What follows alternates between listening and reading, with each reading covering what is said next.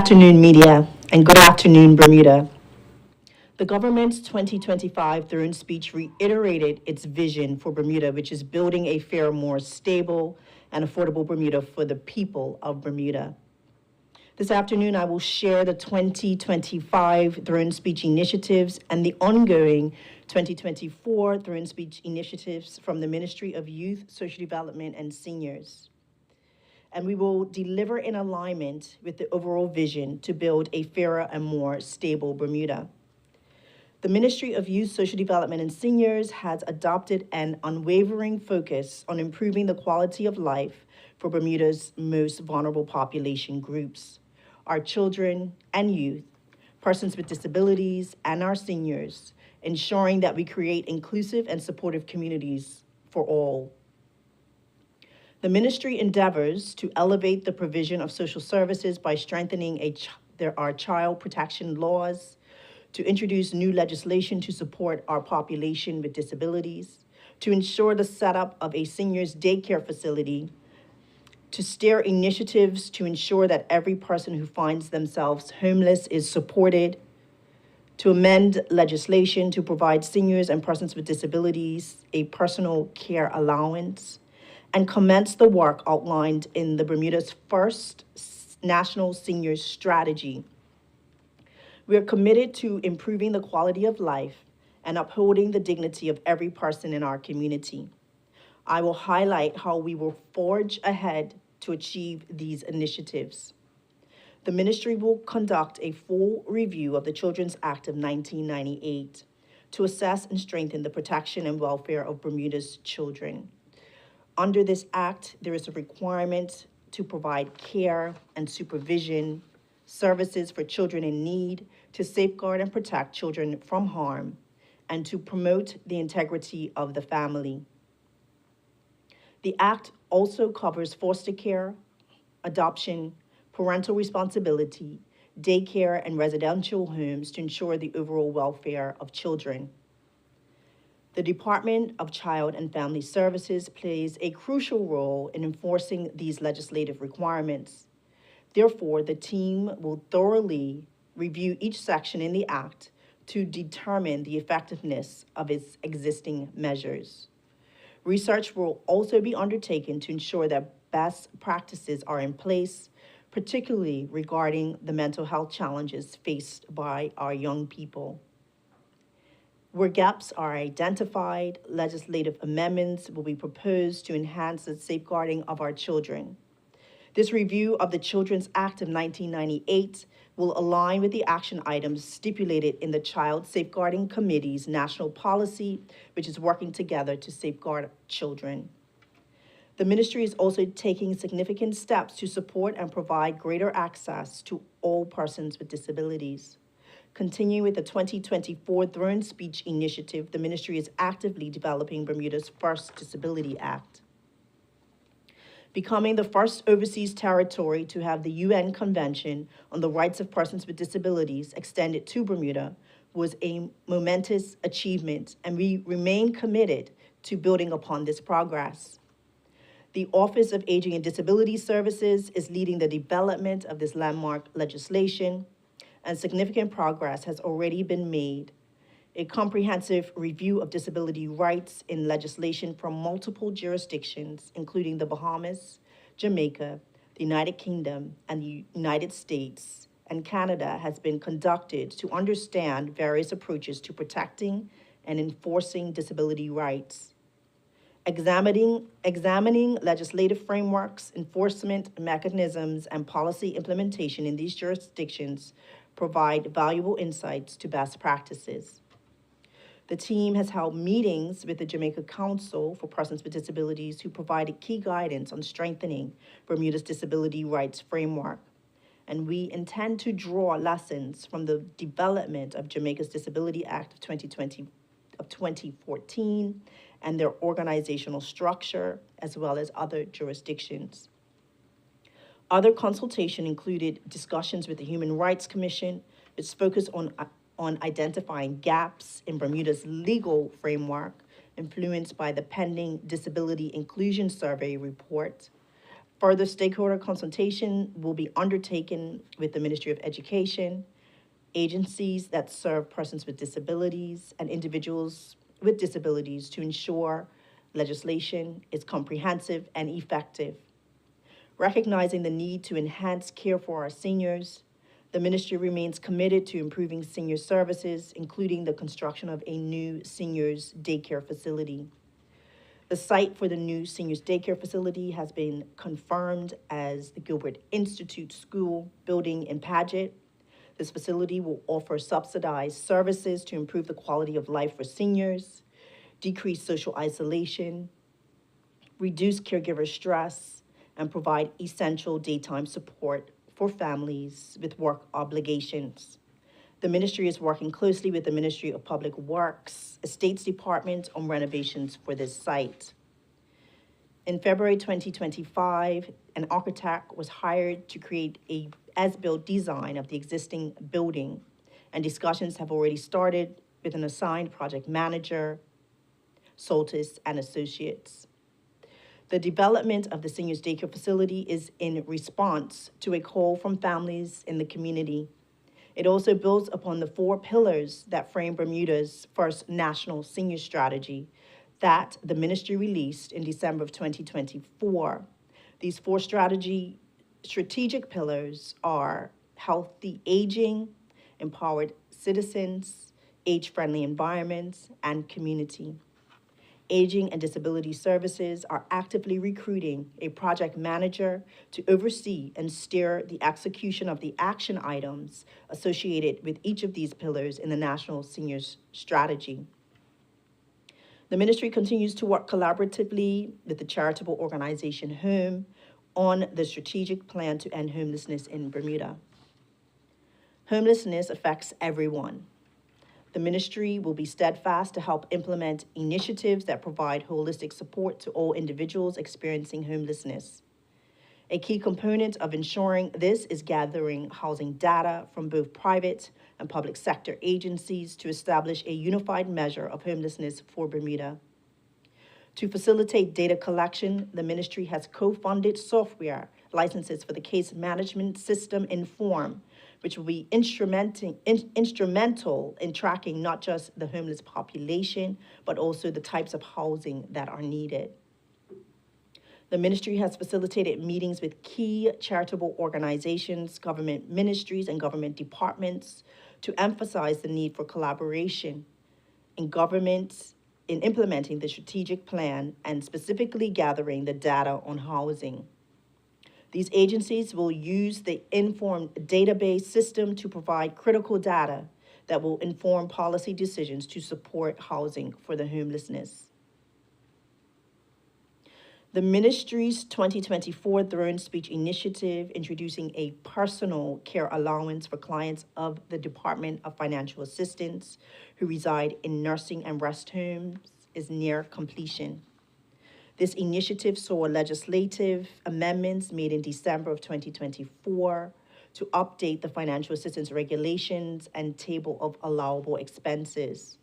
As a result, financial assistance clients in licensed nursing and rest homes will receive a personal care allowance of $100 per month. Changes to the Department of Financial Assistance software system have been made to accommodate this new benefit, with the first payment scheduled before the end of this month of March of 2025.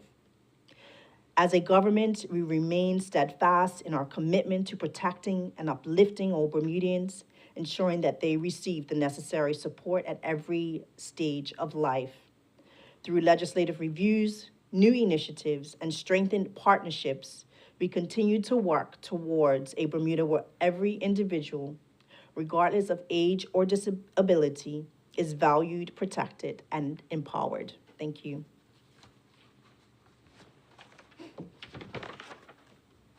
Thank you, Minister Furbert. We'll invite now Minister of Public Works and Environment, the Honorable Jache Adams.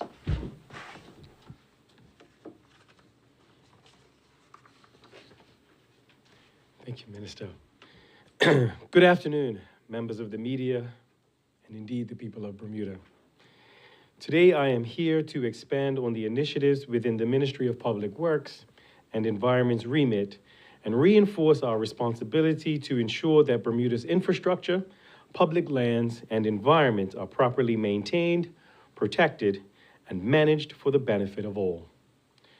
Undoubtedly, the state of our roads, housing infrastructure, and environmental policies have been the subject of much public discussion. Whether it is road conditions, access to affordable housing, marine conservation, or air quality, these issues affect people's everyday lives. The Ministry of Public Works and Environment is focused on ensuring that Bermuda's built and natural environments function properly, serve the public effectively, and are responsive to the people's needs. One of the most immediate concerns facing the island is the condition of our roads. The wear and tear caused by extensive underground works, the ongoing need for resurfacing, and the backlog of maintenance issues have left many of our roads in an undesirable state.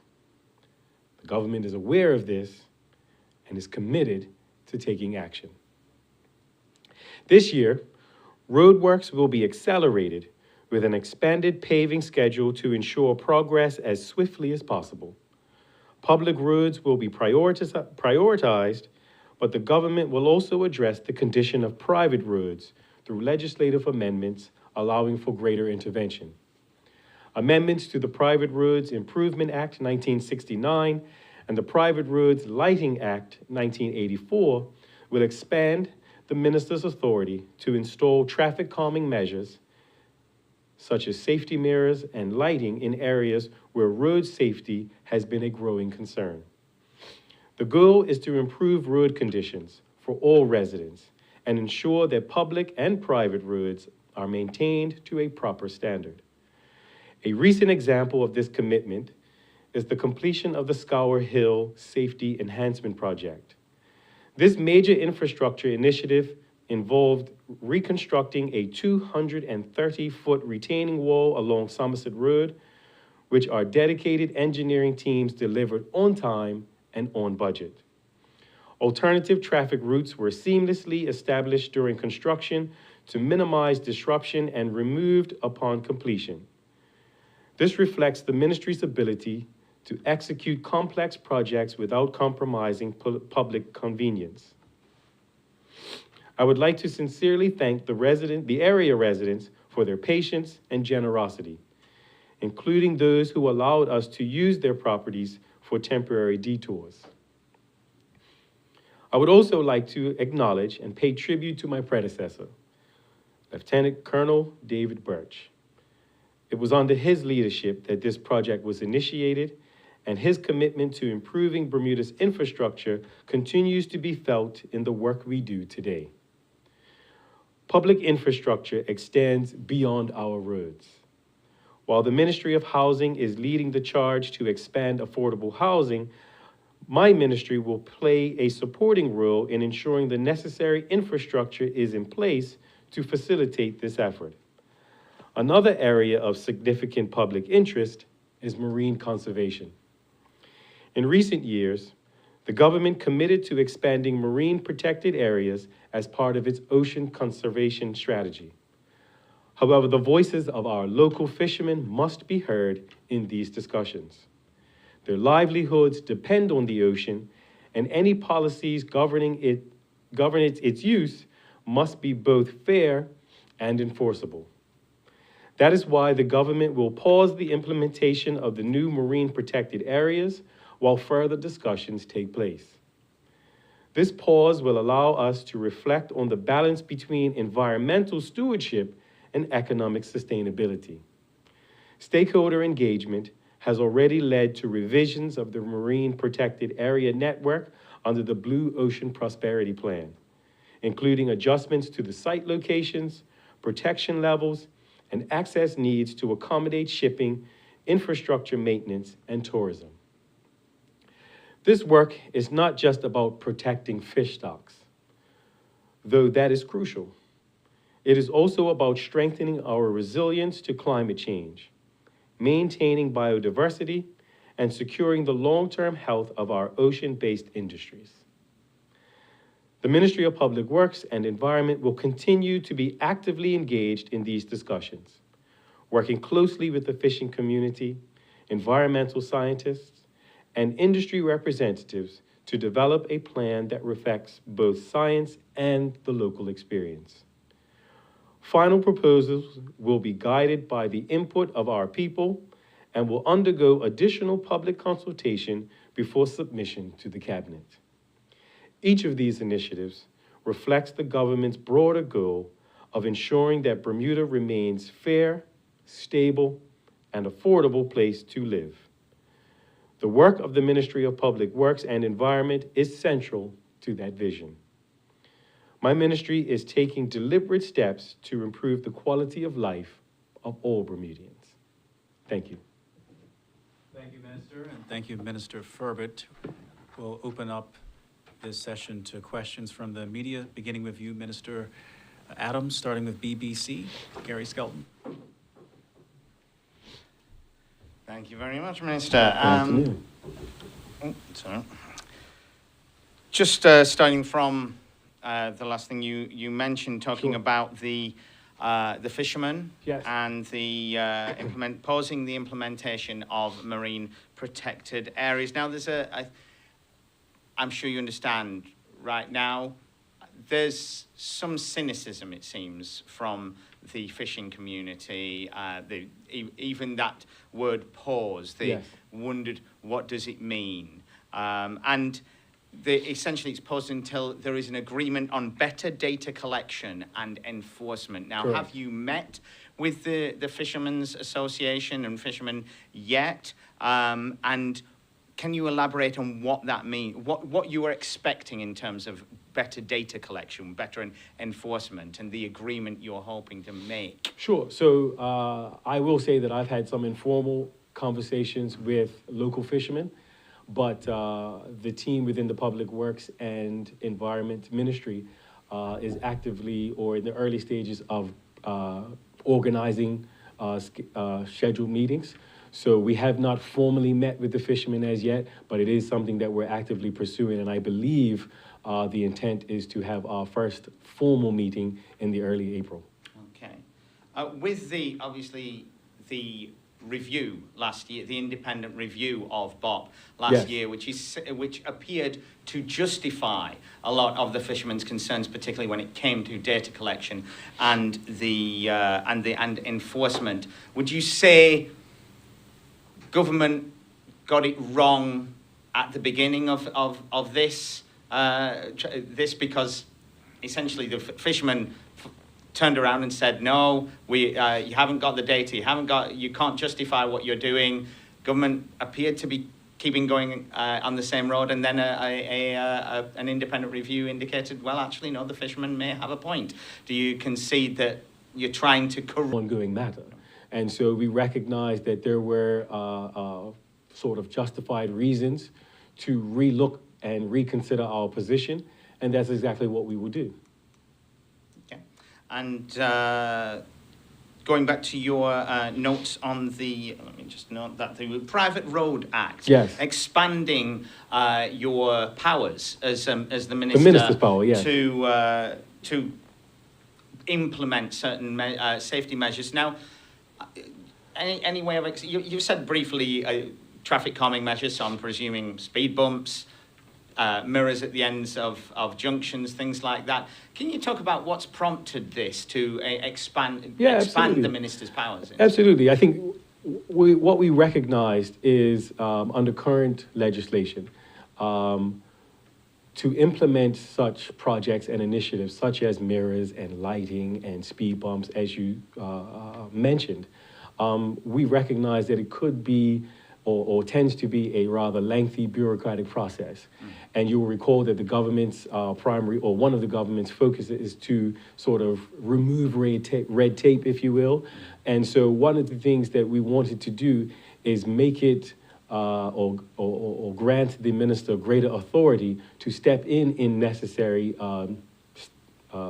instances where we can implement these things such as, lighting and mirrors and the like in a more timely manner, because ultimately the security and safety of our people is our primary concern. And so whilst these lengthy processes take place, the people within these neighborhoods are still at risk. And so this is an opportunity for the government to step in justified manner and eliminate said risk. Okay, and you... Or mitigate, I should say. Of course. And you just mentioned, talking more about public roads, the Scour Hill improvements. Yes. I know you're only just getting into this role, but what do you foresee being the next big project or the next couple of big projects that that you will be undertaking as Public Works Minister on the roads? On the roads? Yeah. So, on the roads it's as you can appreciate, it's the continued work of road repaving. And so... but any specific areas that you have absolutely. identified right now? Absolutely. So I will give a more fulsome, as you can appreciate, more fulsome update on where we are in all matters concerning road repair or road works in the near future. But to answer your question, absolutely. So the team is currently focused on areas that are or have been recently trenched or had trench work being done. And so that is the areas that they're focused on at the moment. So you'll recall the repaving team is now on Middle Road in Southampton, working their way towards Evans Bay. And then they'll immediately focus on areas from Longford Hill heading west towards Lighthouse Hill. And as you can appreciate, those in the western area or in those areas can attest that that's where current trench work is being done. And so the road repaving team will immediately repave areas that are currently being trenched as we speak. Okay. Any more questions, Gary? No, go ahead. Roseanne. Good afternoon, Minister. I have just one question. Sure. On the pause that you mentioned for Yes. marine protection areas. Are you at all concerned that this pause can result in a watering down of the protection systems that the government may have planned for marine life? Sorry. Could you say if the pause that you Yes. mentioned, could it result in watering down of the systems or the plans that the government may have had in place? No, not necessarily. This is why, we emphasize the word pause. It did not say scrap. It did not say eliminate. It meant pause, because we recognize that there are steps that needed to take place beforehand. And so we're not going to sort of push it any further. We recognize that an agreement needs to be reached. And so pause simply means pause. We're going to sort of pause the initiative, reach an agreement with the fishermen first before we look to pick it back up. Is there a timeline that the ministry is working with? I wish. The struggle is, even if I gave you a timeline, I don't know. As I said, I have not had even a formal meeting with the fishermen as yet. And so it's difficult for me to say how long I expect that agreement to take place, other than emphasizing the priority is to reach that agreement before we proceed forward. Thank you, Alva. Thank you, Minister. Thank you. We're now going to invite questions for Minister Furbert, beginning with Gary or Royal Gazette.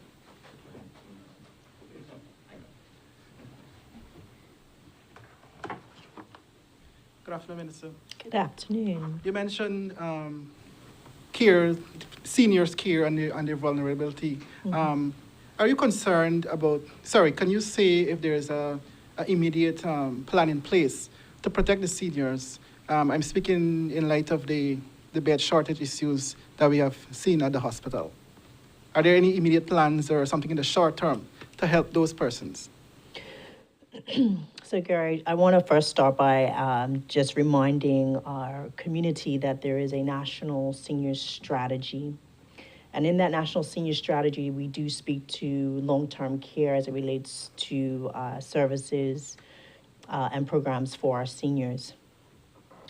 And it's interesting that we raise this concern because worldwide, I recently came from a conference where we were talking about these issues that no country, good, particularly with the national senior strategy, but also behind the scenes, we're doing work as it relates to long-term care models for our country and for our seniors. We also mentioned in the Through Speech Initiative that of the seniors daycare program to be able to fulfill a gap, given this is one solution, because there needs to be many more, particularly with our increased demographic, that this will help to fill one of the measures. But there are other things coming online as it relates to more nursing home availability or beds availability, not fast enough for us. But it will take time, unfortunately, and we are working towards increasing bed capacities, particularly within government nursing homes, but also there are some private homes that are coming on board as well.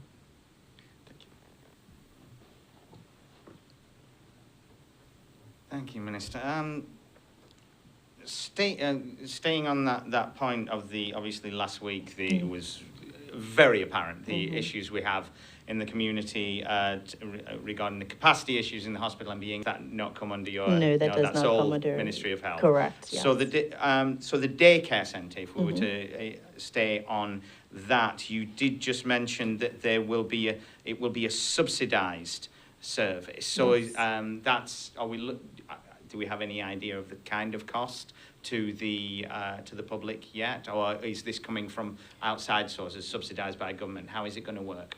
Correct. So this will be a government facility. What we did know coming out of COVID is that both of our government nursing homes did have daycare programs. And because of the incident of COVID and we could not mix seniors and there was no other area in which we could do that, it is important that we have something separate so that if, God forbid, that ever happened again, that we would not have to stop services, particularly for our families who had to work and needed somewhere for our seniors to go.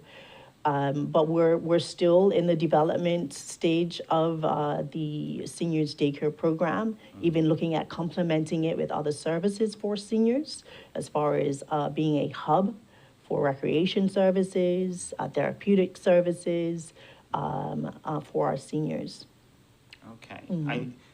I was just trying to understand when you said subsidised services, does that mean government will subsidise it, or so that it's not going to be a cost to those who are using it? Yes, All right, correct. thank you. Yes. Let me just note that one. And there was a timeline expectation that it mentioned before the election that it could be open by the end of this year. Is that correct? So we will break ground before yes. You will break so ground. Keep in mind the site has been selected as a Gilbert Institute school. That does not close until June. Okay. And so we will break ground before the end of this year with hopefully it being in place for 2026. 2026? Yes, 2026. Okay.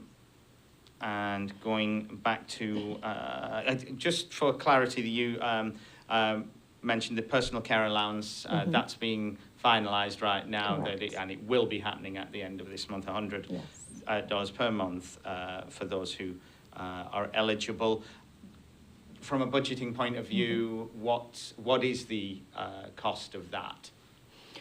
When we looked at our numbers, as far as persons who are currently in rest homes and nursing homes, and these are also clients who are already within the Department of Financial Assistance program. We have allocated funds for that program up to $400,000. And right now we are within means to be able to provide that personal care allowance with the clients who are in rest homes and nursing homes. Do you have an idea of the number of clients that will be benefiting? I believe it worked out, please don't quote me, but I think it's approximately I think it's approximately, no, I don't want to say. Okay. I don't want to say, but I know it's in the hundreds. It's in the hundreds. Yes. Be able to follow up with a yes, number we can. Afterwards. Yes, thank you. One of the things I wanted to touch on before we leave, you noted about the children's protection laws that are going to be updated, full review of the Children's Act. So realistically, is this going to result in a move towards legislative amendments within this legislative year, or is this a Yeah. year for Yeah, it more will be planning and correct. reviewing? There will be a year of planning for this and us going through the Children's Act. So this year we will spend the time to review the legislation with hopefully implementation of legislation next year. Next year. Yes. Okay, thank you, Minister. You're welcome. Thank you, Minister Furbert, and thank you, Minister Adams, for your presentations. This concludes today's media briefing.